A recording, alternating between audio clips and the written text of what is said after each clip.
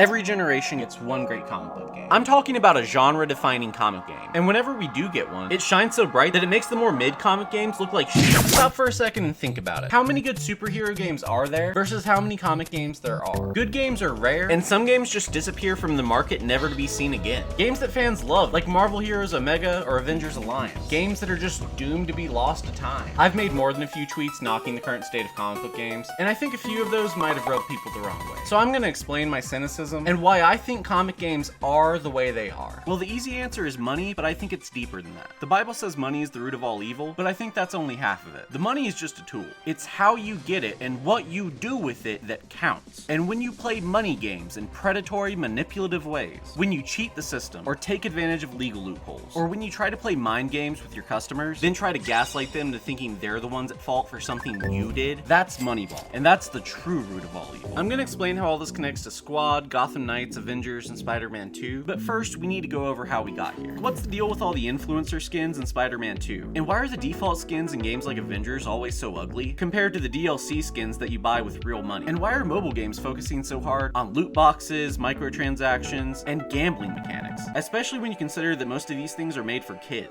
It feels like every comic game that comes out is just more live service slop. They've completely forsaken single-player story-driven narratives like Spider-Man, just so they can make more multiplayer live service crap like Avengers. They want to monetize the console games in the same way they monetize the mobile games. So to explain why the console games are the way they are, we've got to look back at the mobile games and why they are the way they are. So first we're talking about 2012's Avengers Alliance. Now Avengers Alliance was a Facebook game, kind of like Mafia Wars or Farmville, and those Farmville Facebook games were the first games to really embrace that microtransaction loot box model in the same way that modern mobile games do. And Avengers Alliance was no different. It's really the patient zero of these things. It was actually the first Marvel game to coin the term ISO 8, which is still what a lot of Marvel mobile games call their in-game funny money to this day. So basically, without Avengers Alliance, you don't get Marvel Future Fight or Contest of Champions or Marvel Snap. None of those games would exist the way they do if it wasn't for Avengers Alliance being the trendsetter. It taught Marvel a formula that they could repeat over and over again. So Marvel made all this multiplayer slop, but out of all of those games, Marvel Heroes Omega was probably the most beloved by fans. People didn't mind the loot box stuff just because the game was that good. But then the game got shut down and disappeared from the market back in 2018. And I have a theory as to why that is. So Star Wars Battlefront 2 dropped in late 2017, and that game was packed to the brim with microtransactions and loot boxes. It was so bad that countries across the EU started regulating gambling mechanics in kids games just because of Star Wars Battlefront 2. Because of that, EA ended up taking all the loot boxes out of Battlefront 2 altogether. And a little while after that, Marvel Heroes Omega was